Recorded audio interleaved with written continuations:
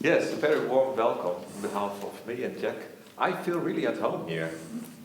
We have the same this morning. Sometimes you feel that church is big and that we are all relatives, but some are a little bit more close maybe than others. And that's good, I think. Jack and I have been learning very much together in writing our book, listening to different stories. And what we want to do in this hour that we have is focus on learning. So what is a learning posture that orientates itself on God's mission in the world? What could that mean for a church? And we have two practices that we want to call forward with you. One is deep listening to what is around us. And the other one is making sanctuary, or a safe haven for conversation. And we will see also that learning is sometimes quite uneasy, and that can be a road to reimagination of faith and church today, because we have a vision of a new heaven and a new earth. So we need that reimagination in here and now. So what we will do, we give a small introduction in Awaken God's World. Then Jack and I will tell some stories about how we ourselves have been learning and struggling also a little bit, and also found that new imagination. Then we will have an exercise for you to do the same, and then we will talk about it. And we'll see what happens. And we have, of course, at the end, something to say to you, to send you away. All right? Yes? Let's go. All right. It's already 4 or 5 years ago that I asked Oeds to write this book together, because I wanted to write something about church renewal. And I thought if I write it, it's going to sit on library shelves somewhere for very, very learned people. So I thought Oeds and I will do that together. Well, I asked Oeds to do that together with me. And we both learned far more in writing it than we could ever have individually learned by reading and studying and writing. So I'm very grateful for our effort together. Our learning didn't start, of course, with writing the book. I started out as a church planter and came through studies in the United States, came back as a missionary to my own country in the Netherlands, in Maastricht, in the south. Very convinced of a very strict, well-defined evangelical identity. We knew how the world was put together, and the rest of the world didn't. You're in South Limburg, so you're isolated, but that was okay because we knew what we were all about. Except that that's not how life works. So gradually I learned to reimagine. So what does it mean to be church in this context? And that learning has continued as I started teaching at the ETF in 2001. First with a PhD in New Testament studies. That was unexpected. But I learned to apply leadership theory in my reading of Scripture. It was not the way I'd been trained to read Scripture, so that in itself was already quite a bit of learning. And then moved into practical theology, so learned about thinking about practice to see, so how do we see God acting in Christian practices and the way we practice our faith? Not just, I have theory, now I need to teach people how to practice it, but God is already there in practice. How do we see that, and how can we be faithful to that? That's a little bit of my personal story. So how did your journey go? How did you learn? Yeah, thank you, Jack. I was brought up in a Reformed tradition. I like that tradition as well. It's firmly rooted in Scripture, and it has doctrine. It was a little bit too much of a system for me going further in my studies. And I also remember that my later wife was she found faith in a free church, and I went there, and we had really some difficult issues about the Lord's Supper that she was not allowed to celebrate with us in the church, and it was really hurting me. I thought, this cannot be true. And so that's part of my story, I guess, and also my heart for unity is aching there, I think. So we found a home in the belief church tradition, so to say. I really, of course, I didn't know about it. But in a local Baptist church in Amersfoort. and it was informal. It was also rooted in Scripture. It was firm, but it was open as well. And I became the first pastor there. It was a very young church. I was also very young, and I could learn so much there. And I'm really grateful that I'm still part of that family. And of course, it's sort of a bigger family. So, and then later, I've been 14 years a pastor in that church, and I had quite some years, maybe 4 or 5 years, that I was restless. My heart is on the street also. So when I was on my bike in my own neighborhood, we've been living there for a long time already, I thought, there was a thought in me that said, faith could live here on the street. How would it look like? And church could be here with the people that I know. But it was foolish, as you know, in the morning. It's quite foolish. I didn't know how to do it. So, it happened. And so I stopped as a paid pastor. I did it in my spare time to start with that neighborhood church. So my experience is also, it really enriched me to meet all kinds of people in our neighborhood and see that God was there also working. And I think it healed me in a way to find people and find myself there. So that's, I think, where my story so far. And let's take a step to that awaken God's world. What are your first thoughts about awaken God's world? Can you just react on that? What's that? Awaken God's world. It's about looking. Yes. Seeing. Yes. Yes. Yeah. Not sleeping. Yes. Not sleeping. Discerning. Discerning. Yes. It's all there. Yes. It's also a claim that it is still God's world. It is. Mm-hmm. Yeah. It's a firm statement in a way that God is there. Not everyone would see that or believe that. Yes. It's breathing. And being aware that you can breathe. Yes. Mm. Life. Isn't that beautiful? If we could walk in a world like that. It's aching to what was talked in this morning about the connection with the kinship. Yes. Just waking up in the morning. Hmm? Waking up in the morning. Yes. Can also be, for me, wake up in God's world. Yeah. Mm-hmm. So what's that, waking up in the morning? When you sleep and you wake, and you see the world, and it could be very beautiful. Yes. Mm-hmm. It's awake and not woke. Yes. Woke yes. is a dividing word, and awake is an experience we can all share. I think so. So it's also some clarity there, hopefully, in being awake. I've been very inspired by many people. This book, Doing Local Theology, we had another title when we started writing the book. And then I read here the quote that theology is an invitation to be awake, to be mindful and attentive. And when there was a moment, I cannot remember exactly the moment, but when I read that phrase, I thought that could be the title. So it's in this book. It's a theologian from Austria. So let's see very quickly, awake, the posture of being awake. In the book we try to build on experiences in the 20th century. We have to be wise to learn from the whole church. So the gospel is in the whole world, and the church discovered that it's God who acts in the world, and God who is there, and God who has a mission. So there was a profound insight in all traditions. And I think this is broadly acknowledged today. So the default mode of the church is to put itself in the center. I think that is our sin. It's also my sin to put myself in the center. And that's all. Everything is spinning around me in a way.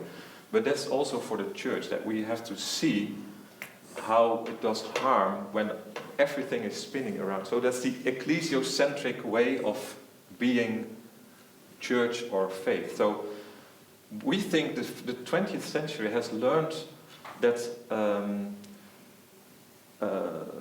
God made this world, and in the world there is the river of the church is there, but it's also always connected.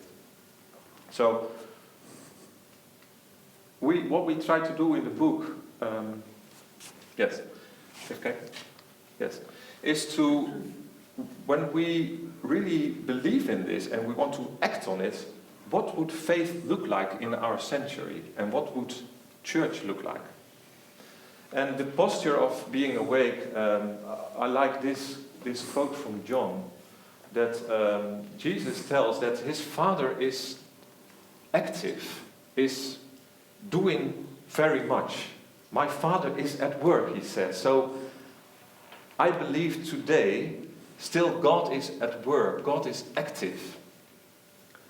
And then Jesus said, what I do, I try to see what my Father is doing, so I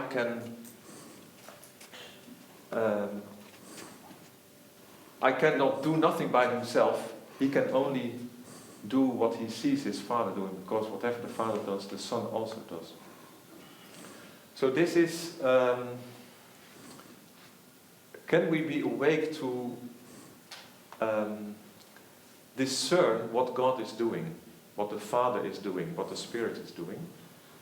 And we need some stillness for that, to see, and of course with the scriptures see what happens, and that we feel that we are part of something that is already there, and we can find that and tune into that. And then some imagination also starts. In our neighborhood church we have a table, and then when the weather is okay, we are in a playground with our neighborhood church. So then on a Sunday afternoon, we put a table right in the middle of the playground. So there's a table in the middle of the playground, and people can drink something or eat something. And then for me, awake in God's world is, I can see God's kingdom just in that table. For me, a table in the playground is God's kingdom and all what happens. But yeah, you have to be mindful to see it. Yeah. And one of the things we're learning about is what we have called deep listening. And there's a trend today when deep listening sort of means to withdraw from the busyness of life, and to withdraw in yourself, and to somehow be sensitive to what God the Spirit is speaking to you. Now, that's an important part of spirituality for many people, but that's not the kind of deep listening that we refer to here. It's more the deep listening. Do you see what God is doing all around you? You know, when you wake in this world and you see the sun coming in through your window, you see the flowers, you see the people, even when you see the city, can you see signs of God's presence? When you reflected a minute ago about awakening God's world, Benny, you mentioned it's God's world. I think I started out being convinced of that when I started out in my ministry, but I also think that I had a very basic framework. I needed to bring God to this world because God is not there yet. And there's a sense in which you can argue for that, but to me right now that kind of sounds like very arrogant, as if I was, called by God to go to certain parts of the Netherlands because God was not there yet. So deep listening became an important part of what we are learning about. In Reimagining Mission from Urban Places, one of the chapters is called Reality is Good Enough. So to me that was like, wait a minute, my entire life had been invested in turning reality to conform to my model, my ideals. Yeah, I see you recognize that. So what does it mean to say reality is good enough? Well, it doesn't mean that I don't have any hopes, I don't have any ideals, but that, life as it is, God is already at work. As in practical theology, we would talk about how God and human action flow together in the things we do. God is already visible in the things we do together as believers, but even beyond that in our society.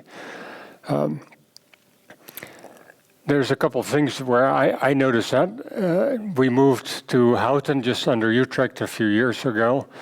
And I'm just continually amazed at how much volunteer work there is going on in Houten. In fact, the city even pays community organizers to get other volunteers to serve people who are lonely, to serve people who are maybe hungry or just poor, to serve people who are in debt. And some of these people are Christians, but many are not.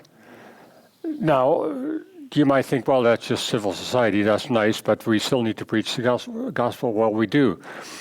But when I think of countries like Russia or China, I don't know much about them, but I know that this kind of thing does not exist there in that same way that it exists here. It's a gift of God because of some of the history of God's presence in our country, in the Netherlands. So that's one way I've learned to see something of God's presence in our country. Doesn't mean that I no longer need to share Christ with people, but it means that God is already there ahead of me. And sometimes it's in very simple things, like one of the pioneers for the book that Hans and I just finished said that he was going to go in his neighborhood in Maastricht to build little geveltuintjes, little, a home without a front yard. They take out a few tiles from the sidewalk and make some greenery, just to give some signs of life in what otherwise is only concrete.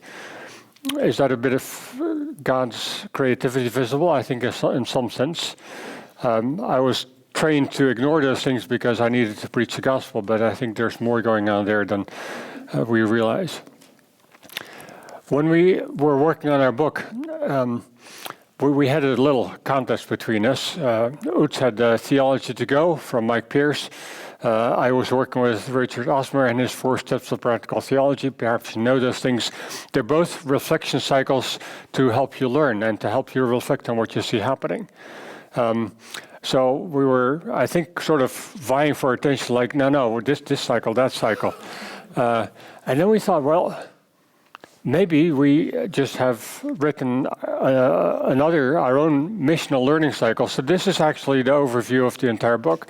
We start with attitudes. Sorry, it's in Dutch for those of you who don't know. It starts on the left with attitudes. It's being awake, the things we started discussing, building a culture of trust. And that became very important in a story I'll tell you in a minute. And learning how to learn together. So every church learns, every Christian learns, but the learning typically we were taught in churches, the church denomination, the church clergy, the pastors, teaching others what they ought to believe.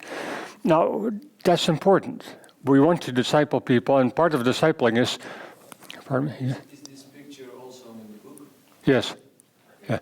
And part of discipleship is learning what previous generations hand us down. But discipleship is more than that. It's learning how to learn. Then what do you learn about? You learn about, we started here, place. What are the gifts God gives you from your place? What are the opportunities? It's not just a dangerous place to watch out for the world, but it's a place that God gives you with opportunities, with gifts. What is the gospel? Is the gospel just one single definition? Or, we found as you interview people, what people experience as God's news, God's peace, resonates in many different ways, which makes you aware of the many different metaphors the Bible uses to communicate what the gospel is. And then the gifts, spiritual gifts, but also people as gifts. You can have wonderful plans for your church, but God gives certain people to you, and that's the people that you are given to serve with. And that results in practices of community, practices of celebration or worship, practices of mission, practices of leadership.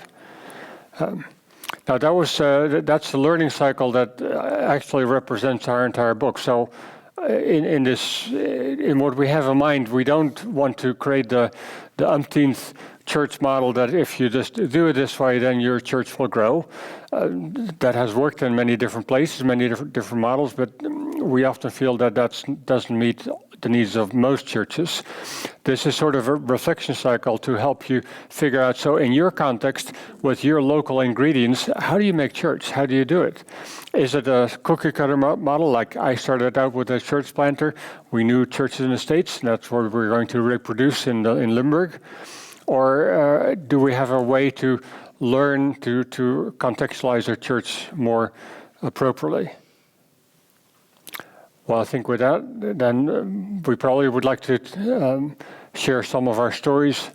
Volgende over die Okay. Oh, yeah, of course. This audience. Okay, thank you. You have something to go. Yeah, this is a, well, you recognize the picture in already in what I just said. You start out with thinking, we go from A to B. Then real life is much more complex than that. And when you look back at your own life, you realize it's a big mess and you wonder how you ever got to be. This is often how we learn. Of course, in a pedagogy, we think it's nicely staged step by step, but it's much different. One of the theories about learning is about, we've called this constructive disequilibrium. The blue line is, the challenges you face, the learning that happens. The green line is if you have a technical challenge, a difficulty you can fix with the things that you normally do. It's challenging for a moment, but you fix it and it plays no longer a big role. But continual challenges in the middle stay there, and they bring you into out of balance. You go like, and when that happens as an individual or as a church, when you go like this, then what do you do as a leader? In Corona time, we saw many pastors say, "Okay, that's okay. Just take it easy. God is still in control. There's no disaster. In our society, it's a big problem. It's a crisis. But for the church, God is still in control." So when the church went like this in Corona time, most pastors initially responded by saying, by dampening the disequilibrium, by helping people. Okay, now just put both feet down. You're okay. So most pastors resolved this unbalance by helping people find balance very quickly again. And there were a lot of people saying, after Corona, the church will never be the same. Right? But it is. Most churches figure, okay, Corona's over, we will continue to what we have done. So the imbalance was resolved too quickly and little learning took place. Of course, when you don't solve the imbalance and you topple over, you disintegrate. It doesn't work either. So the challenge of leadership is how do you monitor this imbalance? Not monitor. How do you guide this imbalance so that you don't fall over? Because when you fall and it becomes too fearful, too scary, you don't learn. But if you are too quick in restoring balance, no learning happens either, because you're sure that, no, okay, the pastor is in control, the church board will regulate it, don't worry, you can do what you always did, we'll fix it.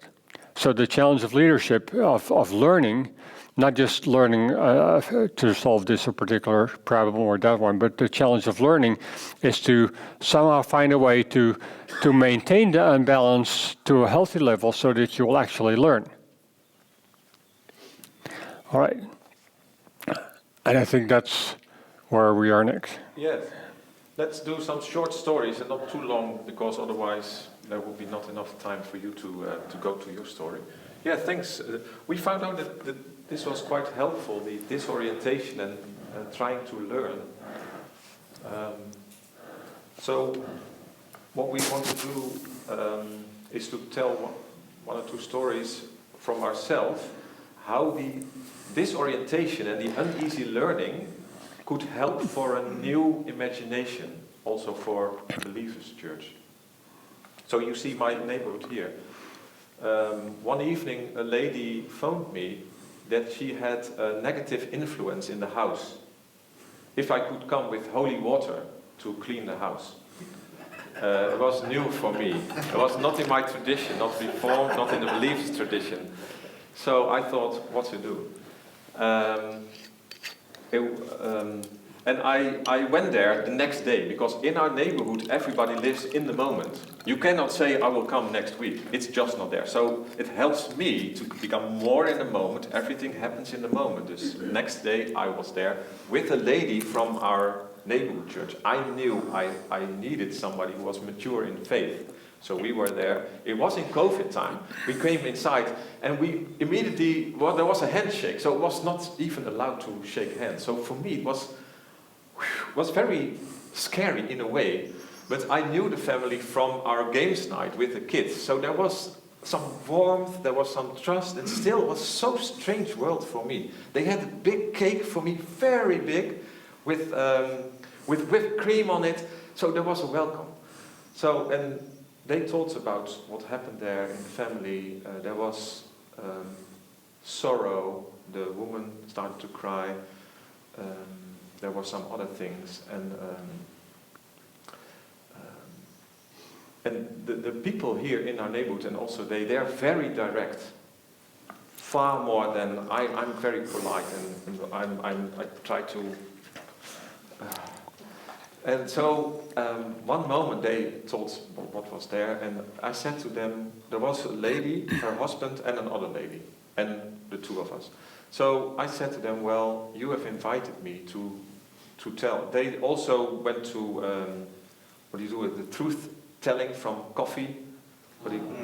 So they were into spiritual things to find the way. So I said to them, I have learned something from you, to be direct also. And then the lady said to me, yes, if you were not direct, you don't have balls. So it's like... So I was trying to find some safety around me. But still, there was an invitation just to be bold and to tell. I told them about darkness and light, and Jesus being light, and just trust in him. Don't go for the other thing, because there's fear. You never know exactly what will happen. So, and I was afraid of the holy water to use that. It was not in my tradition. It was kind of disorientating for me. My wife said, that's the language that they speak and that they know. So there was a new reimagination coming, that in our neighborhood what we do is the faith is done and experienced. It's not so much talked about, but it's there. So it helped me to be inspired by that. And then the lady also had... there's some...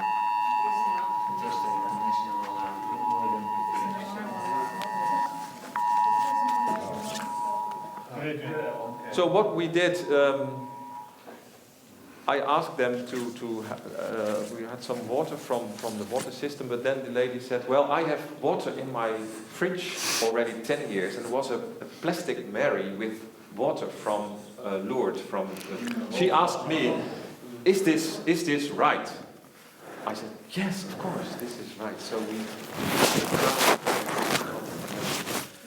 and I asked them, where do you want to have the holy water? On the door, they said. I said, yes, I can imagine. So they came with me and we did that and prayed. And I said, every time you walk through the door, just don't trust in the water. If you are baptized, don't trust in the water. But trust in Jesus, because... So there was a new reimagination for me. So let's see... I needed help of my wife. So I need some conversation to go through the disorientation. And there was engagement on the margins. They trusted me. But it was also scary for me. I don't know exactly. This felt always so safe. And it was a new imagination of doing and experiencing. So it's an example. I leave my other example to go to your story. This is our neighborhood church, to say. This is the Lord's Supper that we... no, this is from the it's not wine that we use, but from the, what do you call it? Yeah, from the grapes. So that's, here we have here a mixed group with people, believers, non-believers, and in the beginning it gave much anxiety. Do we need to correct people in the service? People are saying things that are not true in the service. People were kind of anxiety about it. So we had to need some coaching. It was not easy for us to find safe space, also not for me. I was myself too scary. So I can say to you, create safe space in your congregation. But so it's not so easy. You're always there yourself, you have with different people. But yeah, we got there. And also, a new imagination of a mixed group, but also in our neighborhood working with different traditions. We call it an ecology of church. Also with organizations can be part of church. So what is church? What is believers' church? For us it was a new to see that the whole body, also with organizations, that's our network. So Jack, listen to you. Yeah, as you were talking, I realized safe spaces are very important. I started out in my ministry thinking that safe space was my very nice boxed-in evangelical identity. But we found out as life happened that was too tight. It didn't fit. One of the things was that in Maastricht in the 90s, we were wondering about how can we evangelize and actually be in touch with people. We could hardly ever get people to come across the doors of the church. So we thought, well, everybody does a rummage sale for their own soccer club or their own nonprofit, so why don't we do that? And the benefit was that everybody could participate by bringing clothes, by selling stuff for a dime, or by giving coffee. So we created a space for all the gifts of the church to participate in this activity, not just the ones that were good at verbalizing what we believe. And then we discovered that we had money left over afterwards. So not first, you make money doing evangelism. So we decided to find a good cause, helping gypsies in Bulgaria through the winter. And then a number of us went door to door in our neighborhood saying, as a church, we're trying to help people through the winter in Bulgaria. Would you have a contribution for our rummage sale? And many people were like, yeah, sure, they're Catholic, they want to do good things. So yeah, come next week and I'll have a box for you. And a couple of years later, they were asking, is that rummage sale on again? Because I have some stuff. So we went from learning from our environment only as a marketing technique to see how we could reach them, to find a little bit how you could partner with them. Although I don't think it kind of hit me at that point, but we learned that. Another opportunity was here. This is our Baptist church in a Catholic church building. We were once again out of a building because the rent was canceled, so we had to find another place. The Catholic parish was at 11:30. We could do our service at 9:30 in their building. And as we moved there, we felt that many people had a connection with, many people in the neighborhood were connected to the building because they're done their baptisms, their whole family history was in the building. So we did a questionnaire in the neighborhood to see, so what were the needs, how could we reach out? We actually got a 10,000 euro subsidy from the Maastricht city to put on courses on child raising, on handling anger, to do breakfast services on Sunday morning once a month. Partly because we didn't have the musicians, but that was sort of the lack became an opportunity. Except that at some point the Catholic Church governors or church board figured that no, you shouldn't be eating in a church. So the breakfast service had to be canceled. But it was learning in a new way how to partner with people in our neighborhood. So causing me to rethink, to reimagine. So what does it mean to evangelize? What does it mean to be church in this neighborhood? And then another story about reimagining was a little bit more recently when I was on the church board in Maastricht, and a board before us had promised we will deal with the question of women as elders. And I thought, well, left or right, we're going to have this thing checked off because I don't want to carry this forward for another 5 or 10 years. So we did. But as we started to think about our place of where we were, we realized, one, we are already different as church members. We thought differently. Two, we realized looking around us that there was we were not going to solve this by having 3 evenings of Bible studies, because you look at other churches that we would trust to be Bible believing, and they come up with different opinions, different points of view. So we could not think of a process that if you start with A, then you come out B, all being united. So we will have to find some way to deal with it that would allow us to still be different at the outcome, but you still have to have some sort of way to move through it. Well, all 3 points were against the way I was thinking about church. Basically, we started by building trust. God has given us to one another, so let's trust in that. Let's try our very best not to be divided over this one issue, because that would not, we couldn't picture that being God's intention. Let's do our best to deal honestly with Scripture, but also accept the fact that as Bible-believing Christians, we will probably end up with different opinions, interpretations. We have to find some way to move forward with that. And neither one of those were very much in our DNA, in fact, none. So we had to rethink, so how do we do this? So those were three very short stories as you deal with the realities of ministry that helped, that forced me to rethink some of the anchoring points I'd been trained with about, so what does it mean to be church? Yeah, so let's see what stories come forward for you. So share with maybe the 2 or 3 for yourself. Where or when have you experienced kind of constructive disorientation, some uneasiness? And how was it possible? What happened? Was there some learning, or was it like fixing and so that very quickly there was no problem anymore?